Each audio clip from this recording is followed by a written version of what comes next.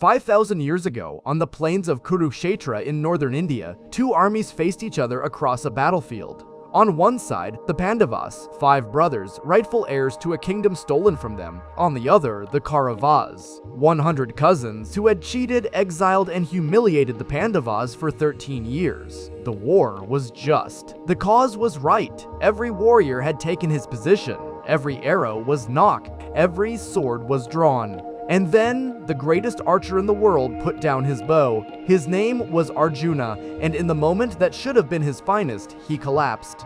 What happened next, in the conversation between Arjuna and his charioteer, who was not merely a charioteer, is one of the most profound texts ever written by human hands. This is the Bhagavad Gita, the Song of God, 18 chapters, 700 verses. The answers to questions humanity has never stopped asking. Let us begin.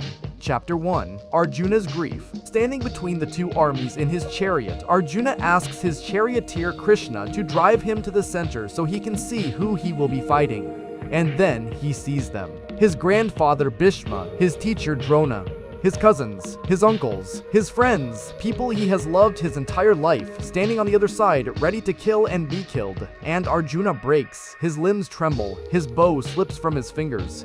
He sinks into his chariot and speaks the words that open one of the greatest philosophical dialogues in history. I will not fight.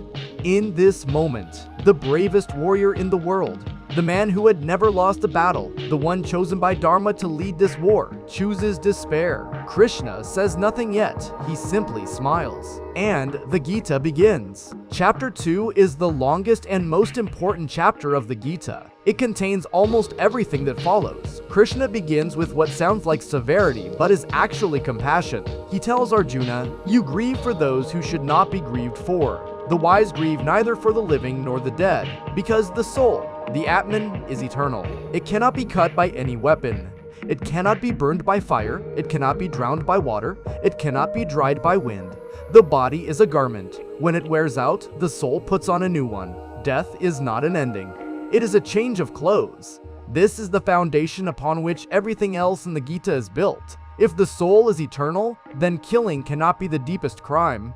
If the soul never dies, then grief for the dead is a form of ignorance." Arjuna is not comforted yet, but the argument has begun. Krishna then introduces the concept that will define the Gita. Do your duty, your Dharma, without attachment to the results. Act, but do not cling to the fruit of action. This is called Nishkama Karma, desireless action. And it is, in 2 words, the entire secret of the Gita. Chapter 3. The Yoga of Action. Arjuna asks the obvious question, if knowledge is superior to action, why are you telling me to fight? Krishna's answer is one of the most important in all of philosophy. You cannot avoid action. Even the act of doing nothing is an action. The body breathes, the mind thinks, the world turns. There is no state of true inaction available to a living being. The question is not whether to act. The question is how. Krishna says, perform your duty, your svadharma, without ego, without the desire to be praised or the fear of being blamed.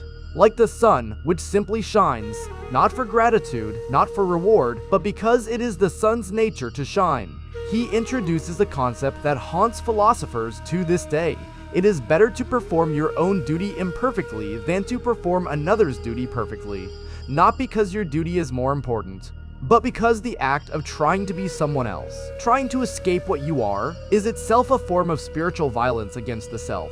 Be what you are, do what is yours to do, and let go of whether it succeeds. Chapter 4. Divine Knowledge. Krishna now reveals something extraordinary. He tells Arjuna that he has taught this same wisdom before, in previous ages, to previous great souls, that this is not new knowledge. It is ancient knowledge, periodically lost and periodically restored. And then he says the verse that defines the concept of divine incarnation in Hinduism, the avatars. Whenever righteousness declines, whenever evil rises, I manifest myself. Age after age, I come into being, to protect the good, to destroy the wicked, to establish righteousness. This is the principle of the avatar, God choosing to take form, not because God needs anything, but because creation needs intervention. Krishna is telling Arjuna something that takes a moment to fully comprehend. I have been here before. I will be here again. And the wisdom I am giving you is not my invention. It is the structure of the universe itself. Knowledge of this, Krishna says, liberates. Understanding the divine nature of action. Understanding that God acts without ego, without need, is itself a path to freedom. Chapter 5. Renunciation of action. Arjuna is confused. Krishna seems to be praising both action and renunciation. Which path is actually better? Krishna says, both lead to liberation. But the yoga of action, karma yoga, is superior in practice for most people. A true renunciant does not stop acting. A true renunciant acts fully, but renounces the results. The sage in the forest and the warrior on the battlefield can be equally free if both act without ego, without attachment, without the desperate need for things to go a certain way. The external form of life matters less than the internal relationship with action. This is one of the Gita's most radical and misunderstood teachings. It is not a text that tells you to withdraw from the world. It is a text that tells you how to be fully in the world, working, fighting, living, while remaining internally free. The lotus, Krishna will say later, grows in water but is not touched by it. That is what a human being can become. Chapter 6. The Yoga of Meditation. Krishna now gives detailed, practical instructions for meditation. He describes the ideal conditions: a clean, quiet place, a firm seat, the body, head, and neck held upright, the gaze directed to the tip of the nose, the mind withdrawn from all external objects. And then he describes what the meditative mind looks like a lamp in a windless place that does not flicker. Still, steady, undisturbed. Arjuna asks the question that every beginner meditator has asked, but the mind is so restless. It is more difficult to control than the wind. What happens to a person who begins this path but fails to complete it? Krishna's answer is one of the most compassionate passages in all of scripture. That person is not lost. No sincere spiritual effort is ever wasted. That person will be reborn in a good family, or in a family of wise yogis, and will continue exactly where they left off. The path is not abandoned because one life ends. Good works done in this life carry forward. Every step taken toward truth is kept. Chapter 7. Knowledge of the Absolute.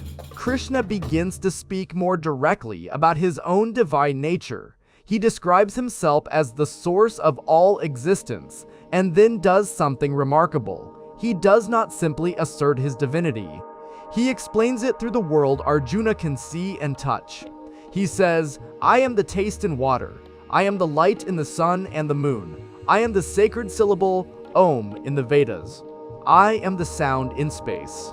I am the ability in human beings.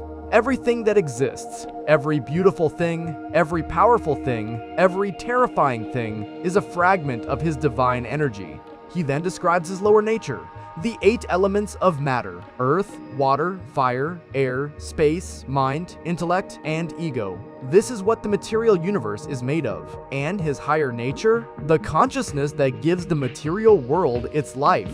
Matter without consciousness is a corpse. Consciousness gives matter the ability to experience itself. This is not abstract philosophy. This is an explanation of what you are made of and what animates the making. Chapter 8. The Imperishable Brahman. Krishna addresses the deepest question: what happens at the moment of death? He says, whatever state of being one remembers at the moment of leaving the body, that state is what one attains. This is one of the most important and debated verses in the Gita. It says, in essence, that the quality of your final thought determines your next destination. A lifetime of practice, of fixing the mind on the divine, is preparation for this one moment. Because the mind at death goes where it has always gone in life. He then describes the 2 paths the soul can take after death: the path of light, toward liberation, toward the divine, and the path of smoke, toward rebirth, toward another round of life. And he describes the highest state, the imperishable Brahman, the eternal, formless, supreme reality that underlies everything, the background against which the entire universe appears. To reach it, he says, requires constant practice, constant remembrance, a mind that does not wander even in its final moments. For those who achieve this, no return, no more cycles of birth and death. Freedom. Chapter 9. The Royal Secret. This chapter contains what Krishna calls the most secret of all secrets, the royal knowledge, the royal mystery. He describes his relationship to creation in a paradox that has fascinated philosophers for millennia. All beings exist in me, but I do not exist in them. He uses an image. The wind, however mighty, always rests in space. Space is not affected by the wind, yet wind exists within space. In the same way, all of creation exists within the divine. But the divine is not diminished, not moved, not affected by creation. He then says something that dissolves all barriers of caste, gender, or birth, even those of sinful birth. Women, merchants, workers, if they take refuge in him, they attain the highest goal. Devotion is the great equalizer. Not birth, not learning, not wealth. Simply this: offer everything, all actions, all eating, all giving, all suffering, as an offering to the divine. Whatever you do, whatever you eat, whatever you offer or give away, whatever austerities you perform, do that as an offering to me. This is perhaps the most democratic verse ever written. God accepts everything from everyone with love. In 9 chapters, Krishna has taught Arjuna the nature of the soul, the nature of action, the nature of knowledge, the nature of meditation, the nature of God. But Arjuna has not yet truly seen who Krishna is. That is coming. In part 2, Krishna will reveal his universal form, a vision so overwhelming that Arjuna will beg him to stop. He will teach the 3 paths to liberation. He will describe the qualities that make a divine human being. He will reveal the final, deepest secret of the Gita, the one verse that contains everything. The conversation is not over. It is only beginning.